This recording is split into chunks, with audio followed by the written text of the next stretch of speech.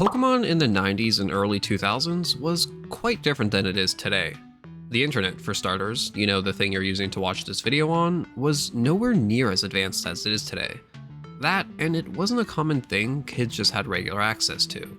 That meant a lot of Pokemon news and information came from things like magazines, strategy guides, good old trial and error, and, well, word of mouth.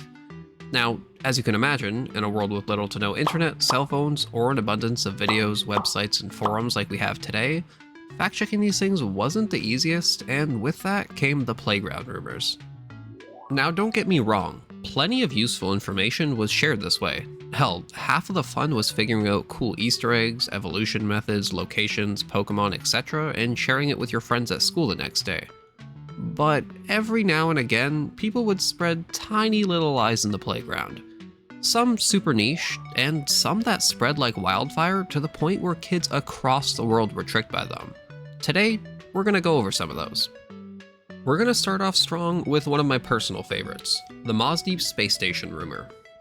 In Generation 3, the space station in Mozdeep City contained an NPC inside that would tell you how many successful rocket launches have happened. Now, the rumor was, once a certain amount of launches were reached, 50 or 100 for example, you'd then be able to take a rocket ship to space and be able to catch either Deoxys or Jirachi, depending on who was spreading the rumor. In reality, that wasn't true at all. The number of launches that NPC would tell you about was directly correlated to how many weeks it's been since you started your adventure. For example, if you started your save file 5 weeks ago, the scientist would say they've had 5 successful launches. Though in Generation 3, we were given the remix that had the Delta episode, which did in fact allow us to go into space and catch Deoxys. So in a way, this rumor kinda ended up becoming true. Now, the unknown can really make a person cook up some interesting ideas.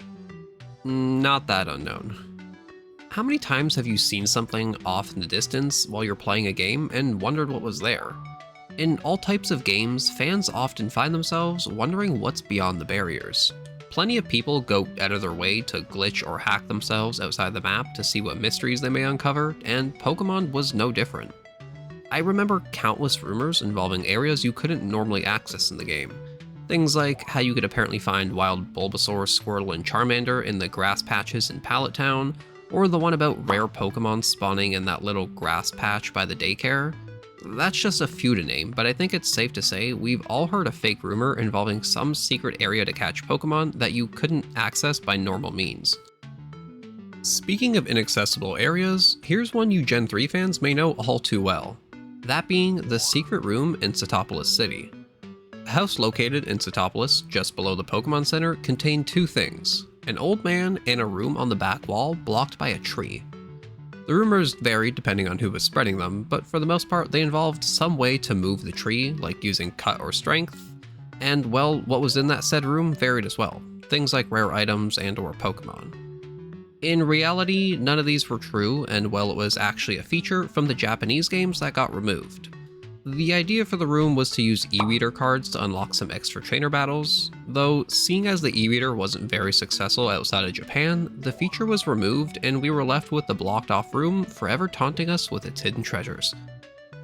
Alright, I'll admit it, I'm guilty of falling for this next one, but let's be honest, a majority of you probably were too. That's right, I'm talking about button mashing to increase the catch rate. There's plenty of versions, spamming B, spamming A, holding the down arrow plus B, pressing the left and right bumpers over and over. Hell, I even remember people yelling different phrases into the DS when Generation 4 introduced the microphone features. I will admit, I never got that extreme, but I definitely partook in some button mashing when I was younger. Now this next one I vividly remember someone telling me about as a kid, and although it was cool, thankfully I didn't fall for it.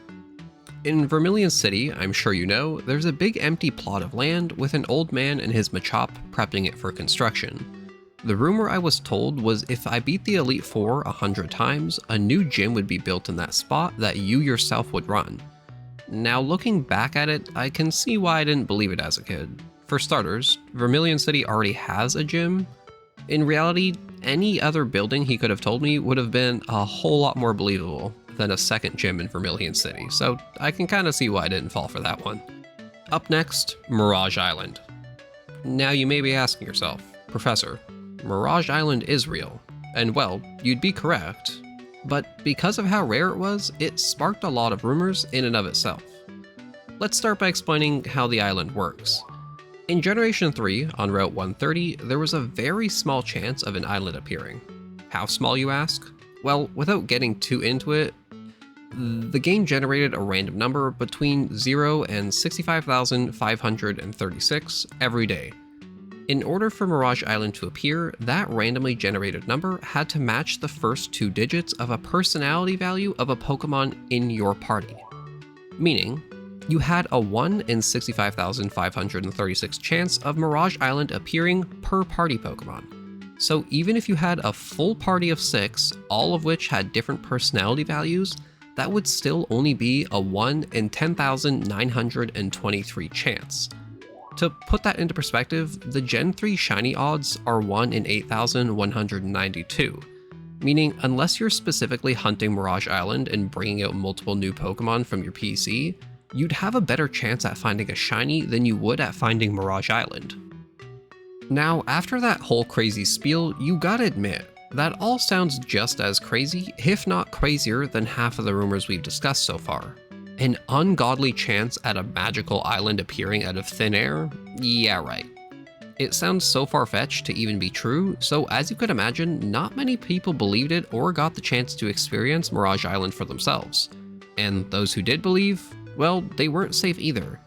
Because the rarity of the island, plenty of rumors spawned about legendary Pokemon or rare items that could be found on this island, and for how hard it was to get to, could you really blame them?